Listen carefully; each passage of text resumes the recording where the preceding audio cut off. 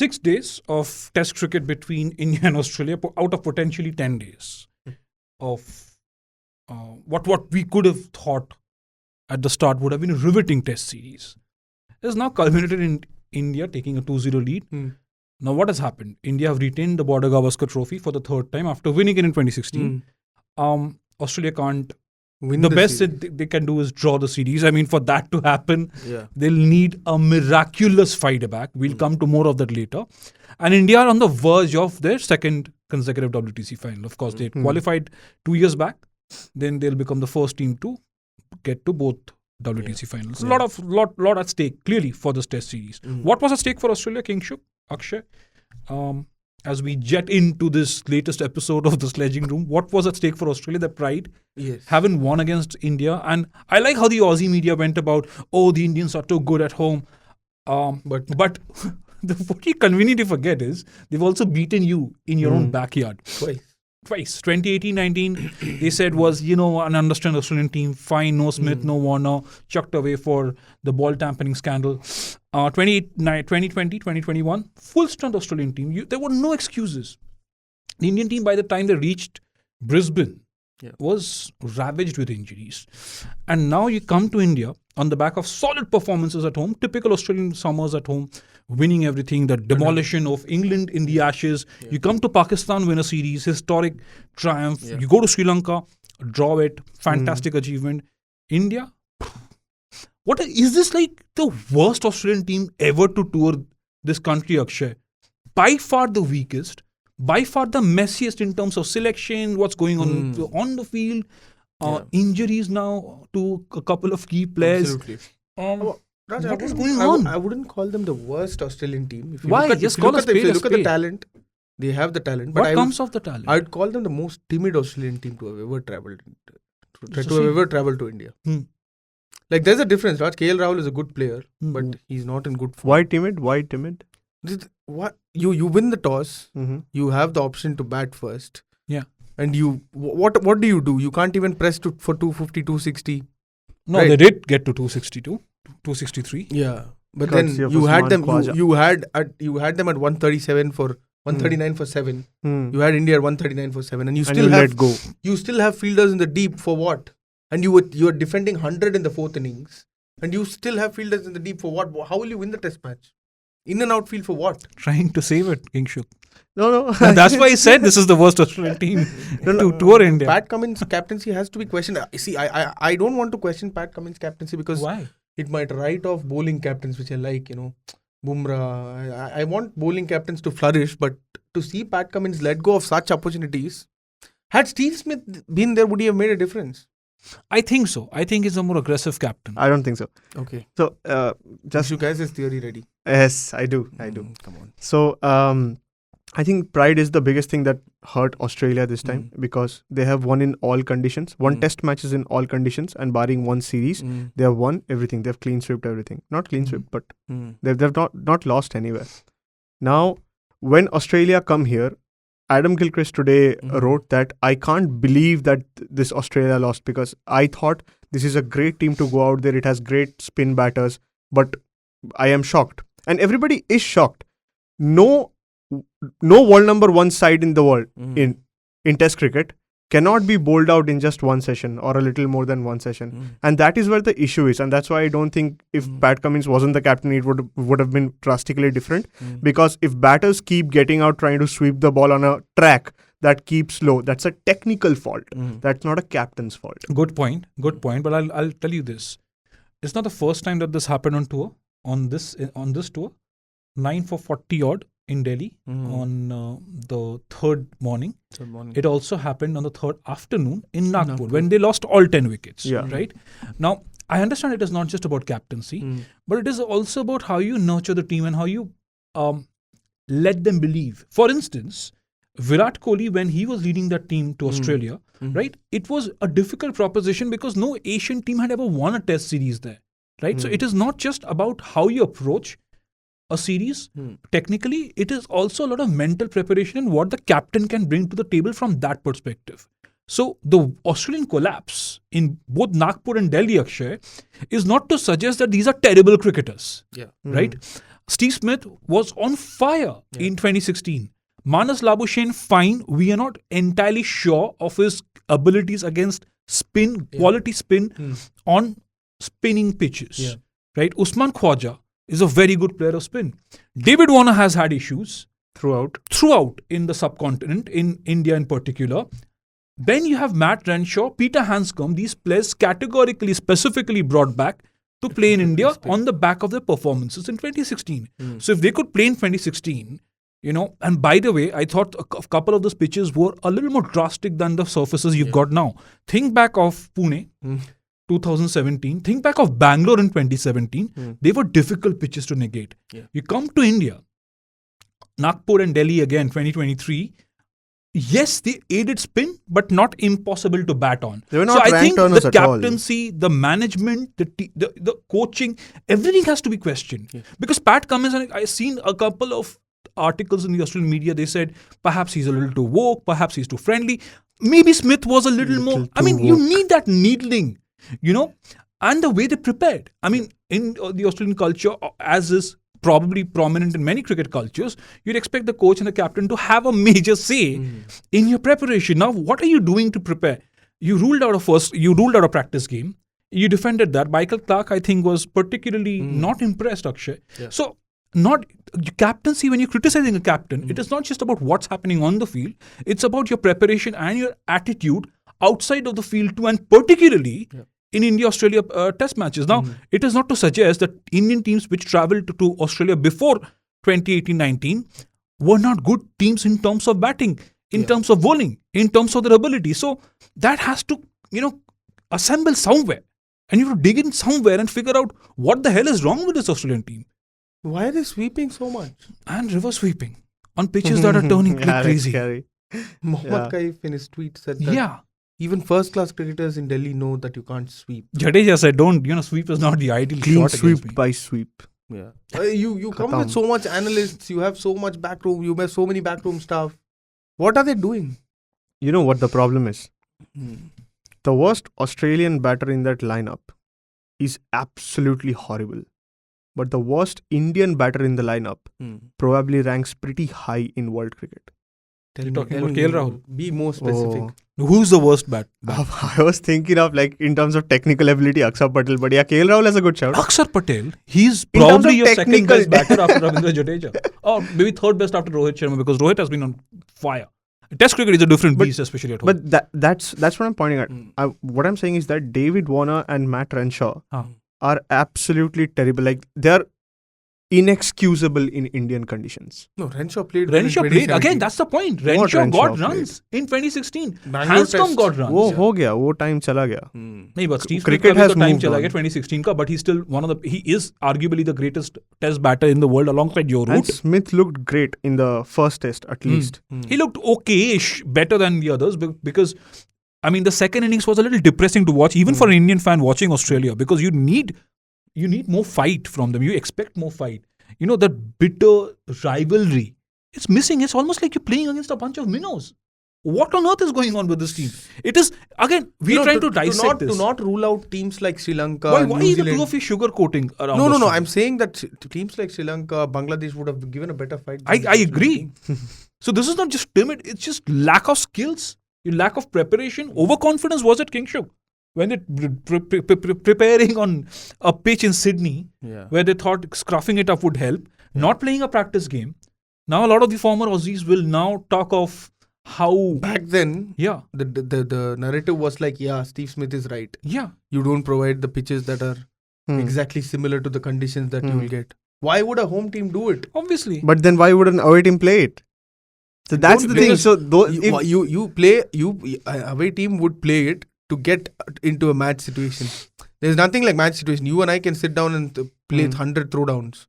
But when you face that bouncer, when you face that ball, turning ball, regardless of the quality of the cricketer on the other end and the quality of the pitch, you're ready. You're more ready for it, right? When you're in the nets, you know that you have another opportunity.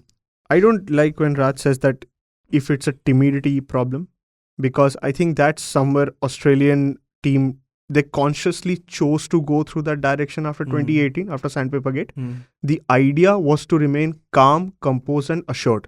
which worked for them great in all conditions. How did it work for them against India? It did not. That's the whole point. And here in WTC, the final tour of WTC for both teams, Australia just needed one draw. They just need one draw. And the WTC final is assured. They'll see it in a much favorable conditions. What they came for to no, India? that's what they did not come for, and their pride would be hurt. All I'm saying is it's just the pride at stake and potentially one draw. Nothing India more, nothing versus less. Australia runs parallelly to the rest of the cricket in the world, right? Australia might go to England tomorrow and win the Ashes, right? They might absolutely outclass England. By the way, it's not going to be easy in their own conditions, the way the baseball theory has stuck with the English. Smaller grounds in England compared to Australia. A lot of that potentially could not be, maybe it's going to be a riveting after series. This battering, they might get washed white. No, that's what I'm saying. That, you played India in 2018-19. I think Sri Lanka came visiting soon after. Then you hammered Sri Lanka. In 2021, you lost that Gabba test. You lost the series. Right at the end of the year, England came and they demolished England. That's so. And after that, you demolished South Africa, West Indies at home. I think you traveled to Pakistan, won. Traveled to Sri Lanka, drew. Suddenly, you come to India and you're like, all over the place again. So I think it's a parallel world. Meanwhile, after 2021, what happens? India come back home. They lose the first Test match to England in 2021. And then they're going to win the series. They start traveling overseas, and suddenly you see India's overseas mojo is over. You've lost 2 test matches in South Africa out of nowhere from winning positions. You lose that rescheduled test match in England after being in a winning position. So, India also beginning to lose their mojo overseas. And Australia, when they're trying to regain their mojo, they come to India and they stutter. So it is not just about Nagpur and Delhi. I think the seeds were sown in the last 2 series played down under. Maybe even before that, in 2014-15, when India lost that series, but Virat Kohli got into their nerves. So is it just a psychological thing that, the Indians, they're way too good. So the media are going to cry and say that, look, they're invincible at home, but come on, hello, dudes, you're forgetting what they did to you in your own backyard. It's the mental thing also. Exactly. It's not about India's home record anymore. It's been 4 series since Australia won anything against India in Test cricket, right? And also, the way they came for this tour, by picking 3 spinners, out of which 2 haven't played yet. 4 spinners they picked. 4 spinners they picked. Out of which 1 was a debutant who did so well, Todd Murphy. But they disrespected Ashton Agar according to Adam Gilchrist. And then they sent Mitchell Swepson had to go home. He came for 1 test. He also thought he'll get something that Andrew McDonald said along the lines, Ashton Agar is not there yet. Why did you bring him? Exactly. Fair point. They had Why did you bring Travis injury Head? concerns. They had injury concerns. But why would you not play your best 11? But why did you bring Travis Head? Yeah. Why would you not pick the best men suited for the job? No, I agree there. And I also understand what Gilchrist was trying to say. He was very categorical and say, look, it's insulting to a player. I mean, you bring him on tour. Fine, you're not getting the chance to play. But then there is a chance for the reserves to step up. And you suddenly fly in a Kuhnemann. Also a left-arm spinner, and you say Ashton Agar, you're not good enough, you're not there yet. And he's already played international cricket for Australia across formats. That's a little bit of a... How much would these Australian cricketers wanting to be KL Rahul, right? Also, I think there's something categorically wrong with the team at the moment. Because statements don't make parallel statements are not making sense at all. Mitchell Starc comes after the first test match, says that I am perfectly fine to play. I am in the verge of selection for the second test match. And Pat Cummins is the only fast bowler picked for the second test, but he doesn't bowl at all. By the way, this whole conundrum is also linked to Adam Zampa. Poor guy is in Australia. I think he was desperate to play. No, poor guy is actually in ILT20 where he sat there and he said that ki, but the ILT20 is over. But बोला कि 6 महीना मेरे से बात किया फिर team selection में ले लिया मेरे को. Suddenly I'm not there. I mean, it's crazy. But also you have to understand Cameron Green, for example, not available for the first 2 test matches, almost a certainty for Indore. He's suddenly being looked at somebody who can add balance. He will come back in, perhaps to replace Matt Renshaw. But still no scope for Mitchell Starc unless they decide to move Matthew Kuhnemann out of the 11. It's still crazy. It's still mind-boggling. David Warner goes out. Travis Head, I think, is obviously the... David Warner did not just go out. He went to Safdarjung Tum. to chill and party. That's not okay. Why? Imagine Virat Kohli going to Sydney Harbour on the Sydney Test after getting concussed. How would you report that? That's fine. I mean, that's your day off. I mean, you have a bad day in the office. Virat Kohli went for his You childbirth and got criticized. That's okay. No, I thought that was unfair. If anybody who criticized Virat Kohli for coming back home, Rajesh would have been the first person. No. But that's one thing. One thing. When when Virat Kohli was criticized for coming back home for the birth of his daughter, I thought that was ridiculous. He has every right to do that. I mean, come on, that's okay. That's okay. People start comparing him with other cricketers. But it's not a good look at all. Why? It's not a good look at all. Can you not take a break and go home if you're expecting to be a father? What's the problem? No. Just the David Warner point. Yeah. Take a break day after you lose the test match. That's okay. Again, I'm saying that. I'll tell you what the problem would be if David Warner had to go sightseeing in Delhi after they lost the test match. I think that's fine. Why did we criticize the Indians on their tours earlier?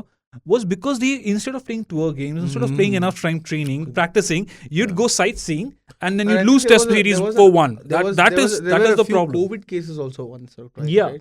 So, I mean, it's okay. The entire world was setting an example by wearing. But I don't think David Warner has gotten there yet where he's going to be slammed. Maybe he knows that he will be unavailable for indoor. David Warner's familiarizing himself with Delhi before the and by concussion, you obviously don't mean that he's not recovered later. I mean, it was just a precautionary call. Yeah, it was just a precautionary call. There are reports that he has some fracture as well. And a hairline fracture, the left elbow, there about right elbow. I think. What was this mad story about? Warner getting tired during his innings and wanting water, but nobody from the Australian camp came, and the poor Indian team helped him. To get tired.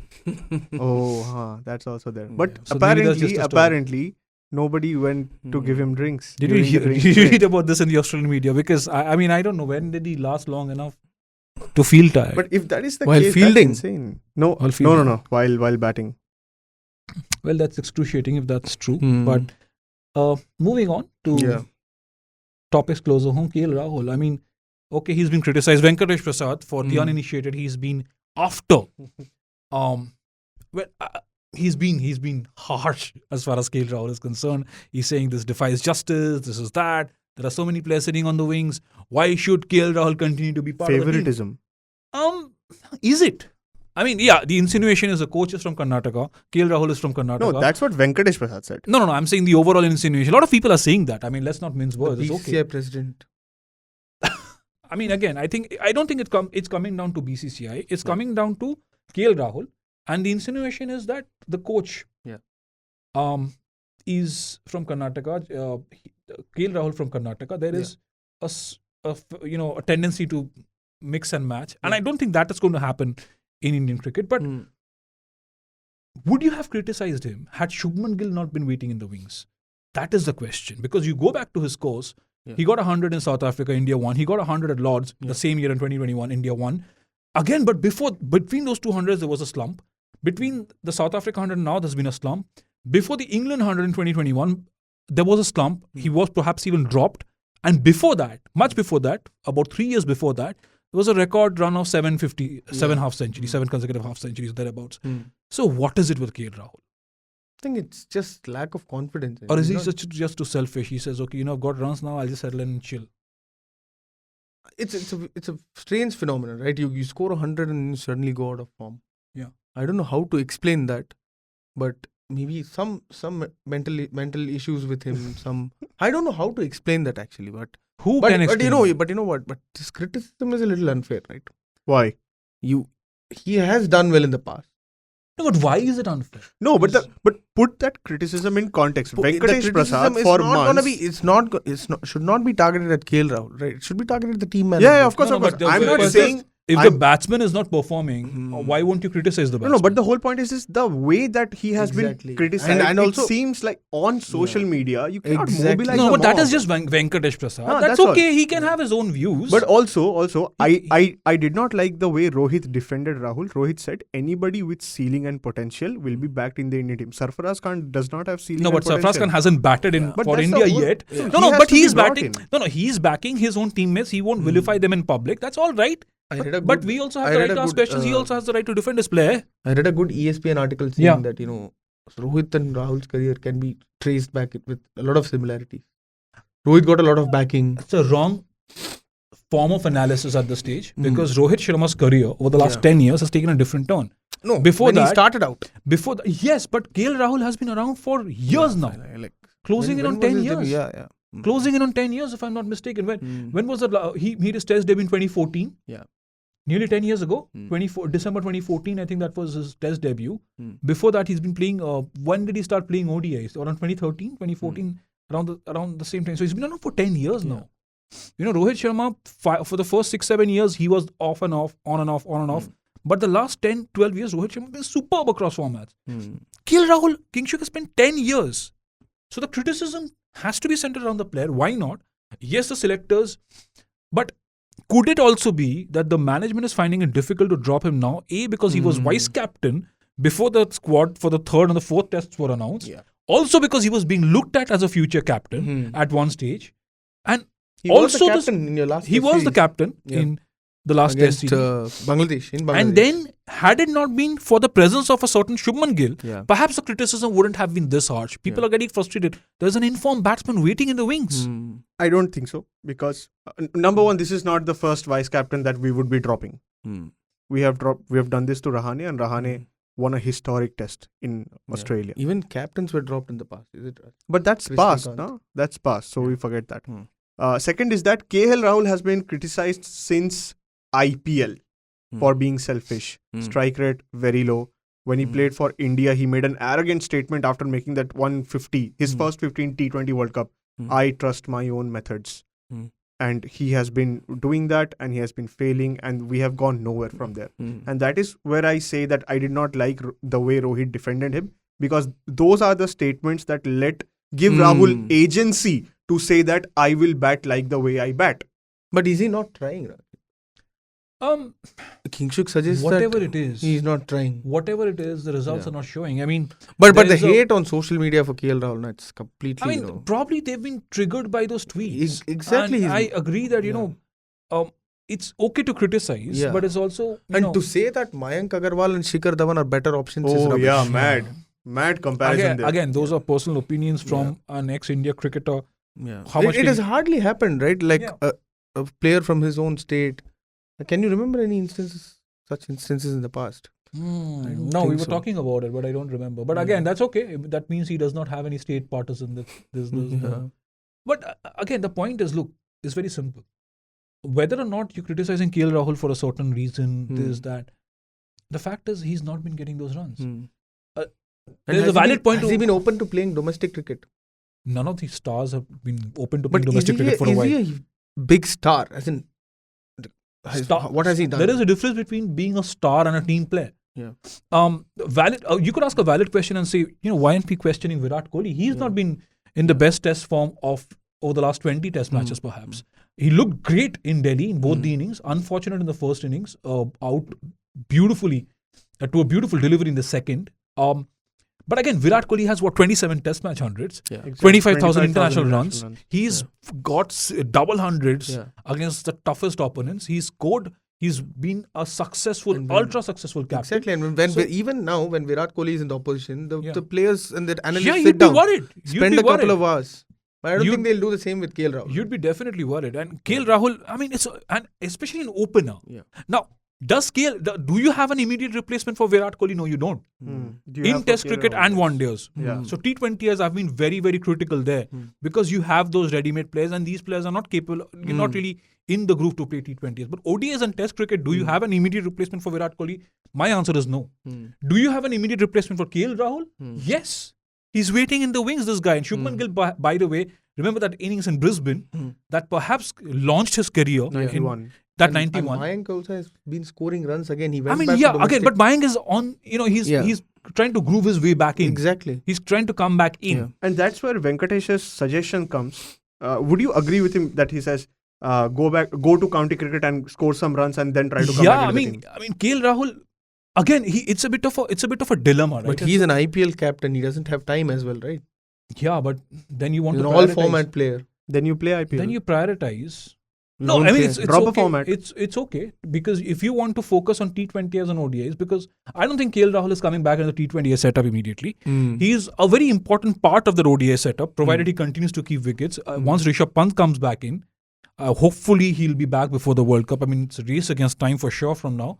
Yeah. But then KL Rahul's position there becomes a little awkward too, because you have someone like Shreyas Iyer. Yeah. You'd be tempted to do some time with Surya Kumar Yadav. Yes. Give him some time also. So it leaves KL Rahul mostly exposed to Test cricket, and you're still floundering there. Can KL Rahul keep wickets in Test? No, I hope not. Absolutely not. Gosh, he's not the best wicketkeeper in the country. Your first priority should be to get the best wicketkeeper around. Yeah. I mean, Rishabh Pant is a unique talent. Yeah. If he's not there, That you is don't where want it was KS coming, Bharat. Yeah. I mean, Pant has also come up Yeah, heavily Pant as a improved wicketkeeper. a great deal when Yeah. it comes. See, if and when India goes to the WTC final, do you see KL Rahul in that lineup in England against potentially Australia or Sri Lanka? If you've backed him so far, so long, I would give him a couple more tests. So that's the last set that you'll give him. That's the last one. I don't think KL Rahul is playing in indoor. I mean, it's still a very, very early call to make. But the moment you take that vice captain tag from him, and the insinuation before the Delhi test was that, look, you can't drop him because he's still your vice captain. And what does the BCCI do, the selection committee? They quietly go and remove that vice captain tag from the tweet Headless selection. without us understanding or knowing whether the... You know what? Who has done this? The social media manager. Why would the social media manager The do selection something? committee did not do this. There is no selection committee chief now. I mean, ideally what Shiv Shindar does, because he's played the most test matches in that lot. SS Das was a good opener himself. He's a solid opener. From my village. Yeah. I thought he was a solid opener. But maybe that has made room for him to be dropped. You don't need a vice captain. You already have Jadeja and Ashwin fighting for the ball. Yeah. Akshar Patel is grumbling. He doesn't get the ball. I mean, he's not getting enough overs. So you don't need a vice captain. I think a lot of Indian cricketers should learn from the commitment that someone like Jaydev Unadkat, someone like even Jadeja to that extent. He's a superstar cricketer. He played that Ranji game to be fit in time. He wanted to be. How many did he pick? 8 in the game. 7 in the Eight second in the total innings. game, I think. Yeah. 7 in the second inning. But crazy comeback. I mean, I've never seen a test comeback of And this proportion. Akshar today, there was a good video on BCCI where Akshar was jokingly cribbing about not getting enough overs. Yeah. I think it's not India versus Australia anymore. It's Ashwin versus Jadeja. It looks like that only. Yeah. And I remember those videos, those interviews after the Nagpur test match as well, where Rohit Sharma's, the biggest challenge I have as a captain is to ensure that Ashwin doesn't hog the ball or Jadeja doesn't. Then there's somebody like Akshar Patel, he says, I also want to bowl. And a poor Kuldeep Yadav is I think that's on the flip side, I think it's a terrible reflection of Australia also. I mean, exactly. I think taking them seriously. It's actually a proper jibe. It's actually it's proper like two kids banter. Locked up in a candy jar. You don't know what to do. Yeah. You're locked up in this jar now. You just want to eat all the candies till the door opens. And that's how they played. Some of us were just having breakfast. Some of us had gone to take a bath and it was over. Yeah. It was crazy. And I have never seen this from an Australian team. To answer your question. I've never seen this from an Australian team in the past. I have never. I mean, when I started watching cricket, say in the early 2000s, we generally have that feeling of a mighty Australian team coming to an end. You don't know that Australian spirit of not giving up. Exactly. Look, my earliest memories of Australia playing in India were 1996. That one-off test match. Don't India lie, won. Raj. Not 1996. Then India host Australia 1997-98. Beautiful series. Australia was so competitive. They finally went and won in Bangalore. Even in Chennai, I thought they were superbly good till that Tendulkar innings in the second innings, I think, changed. That was led by, the Australian team was led by Mark Taylor and then Mohammad Azharuddin here. And then in 1999, India go to Australia, get whipped 3-0. 2000, 2001, that obviously everybody knows what happened there. The greatest test series of all time, in my opinion. 2003-04, India drew. I try to think, Australian teams in the past have lost 4 test matches in India. 2013, 2010 or thereabout, they lost 2-0. 2008, they lost 2-0 in a 4 test series. Even then, they scored runs. They scored runs. There were bowlers who were willing to take wickets. You would still be scared of someone like Michael Clarke coming out to bat. And I can't imagine a world number 1 fast bowler not bowling enough. Yeah. What was he thinking? I mean, in both test matches. Do conditions play such a huge role? Don't you bowl Ravindra Jadeja 20 overs in the first inning? Don't you bowl Ashwin? Ashwin literally rocked them in Australia last time he toured. And that's what I'm saying. Why is Mohammad Shami? Why are Mohammad Shami and Mohammad Siraj finding swing and Pat Cummins not? No, I think it's the way they're operating with the new ball, because that is another level of skill. The way you operate that new ball in these conditions is not everybody's. And also, they are not bowling on the first day, right? As in India are bowling on the first day, you have to give it to them, give it to that and nippy conditions and all that. I think when Pat Cummins came to bowl in the first innings of the Delhi Test, it was afternoon, I think, late afternoon. So you wouldn't get that much nip. When this series was announced, I thought that the best chance for Australia to win or draw a test match would have been in Dharamshala.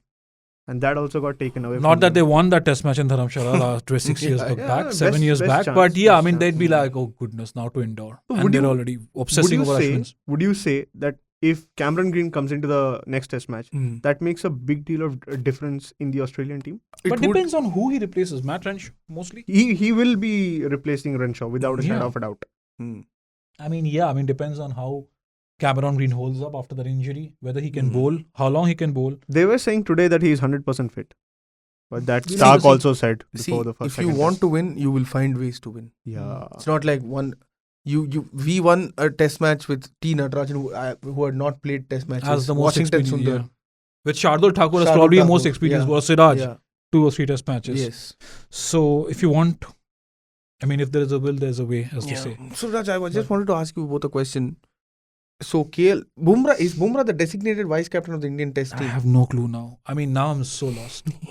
Your designated vice captain has been removed as vice captain. Yeah. So your other designated would you vice want to be vice captain if you were given a choice to pick one? I mean, look, mostly in India, you never had vice captains per se. But Jinx was there for a long time, right? I mean, that was in recent years. But I'm talking about the time when I was growing up watching cricket. I don't think there were any vice captains designated at home. You knew that fine. Azhar, Tendulkar was mostly his deputy, so Tendulkar would Ganguly, Dravid, did that work? Yes, but again, I don't think, I could be 100% wrong, but I don't remember Dravid ever being officially named vice captain in a home series. So that is something that I'll have to go back. But you have to take things into consideration. Perhaps, Ashwin, I mean, why do you need a vice captain? Rohit Sharma is a little injury prone at this moment. No, I mean, come on, don't. Yeah. I'm not saying anything, but that is the truth, right? I mean, why do you need a vice captain apart from relaying information to Ashwin and Jadeja? As the boss, just the captain wants you to hand over the ball to Akshar Patel. If Australia can have Steve Smith, just give it to Kohler for a test match. Virat. Yeah, I mean, he is quite active with his inputs. You can see that.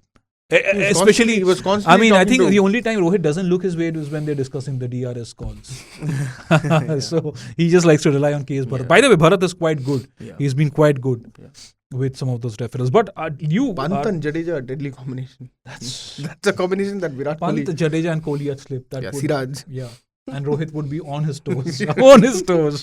So, very enthusiastic. But yes, you, our viewers and our listeners need to tell us what you think about this mess that Australia find themselves in, and whether India should move on from KL Rahul, go to Shubman Gill and Rohit Sharma as a consistent basis.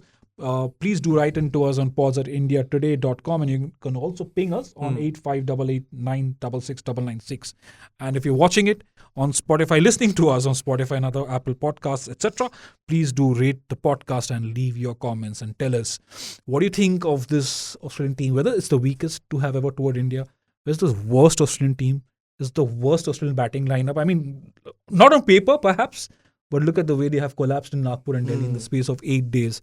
It's not good viewing at all. But 6 days, right? Saturday and then Sunday. No, 3 plus 3 he means. Oh, that way. In a space I meant in a space of, one Saturday, one collapse on a Saturday, the next collapse on a Sunday. I mean, just frustrating. I remember watching both those collapses and I'm like, damn it, don't do that. Yeah, it's just a waste of time for us. I mean, you'd want to see more and more, right? I mean, gosh, imagine today we would have been sitting there writing down stuff for a nail-biting thriller. Also, just the last thing here. How does it look for Test cricket now if every single test finishes in 3 days?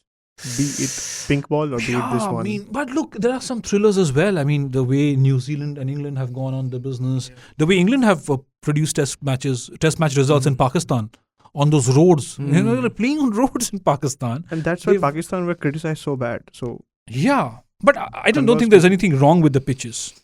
What about ticket holders who have to buy 5-day tickets at certain venues then in India? you already, if a test match gets over, you're not going to be refunded. That's okay. You're already taking the risk. You're allowed to buy tickets. Broadcasters as well. Yeah. I mean, that might not work the best for broadcasters and rights holders, but you're buying tickets and a test match get over in 2.5 days, unless it's weather interruption, this and that. Good pointer for the next podcast. Yeah. But I think if evenly matched test cricket gets over in 3 days, then it's a concern. Then it's exciting. That's why you need teams to prepare well for. But again, it depends on your commitment levels, right? I mean, the Brisbane Test match, India won, but what a thriller that was! Yeah. It was a drawn Test match. I mean, I've never seen. You rarely see a Test match as riveting as that drawn game in Sydney. Sydney Test match. Even that Melbourne win was very one-sided. Yeah. The Adelaide win for Australia was very one-sided, but the next 2 Test matches made for scintillating cricket. So I hope Australia can come back. And I mean, I would still want India to win 4-0. I almost predict a 4-0 now, but I want Australia to come in with a little more fight. For the viewers' sake. For our sake. I'm just looking forward to the continuation of Ashwin versus Jadeja. Okay. All right. Nothing more in this series. On that, yeah. 4-0 prediction, but quickly before we just quickly. Yeah, I said 2-1 Australia at the start of a couple of weeks back. I'm making a U-turn. 4-0 Australia. 4-0 what? 4-0 India. 4-0 India. Time to get that coffee. Yeah. I had said 3-0. I'll stay at 3-0. I had said 3-1. I'm going to go with 4-0. 4-0, right? Yeah. And Jadeja or Ashwin? Who will be the highest? Jadeja. Ashwin. Man of the series. Ashwin. Indore and Ashwin. Yeah, Indore. You? Ashwin. Okay. Ashwin with like 14 wickets in Indore. And maybe give Jadeja Ahmedabad mein 14 wickets. All right. We'll see that. But as we close in on this episode of the Sledging Room, we'll be back with a lot more around that Indore Test match and whether Aksar got any more overs or not. And whether KL Rahul is finally going to make way for Shubman Gill. All right then. Thank you so much. Have a cracking week ahead. We'll be back with a lot more on the next episode of the Sledging Room. Thank you.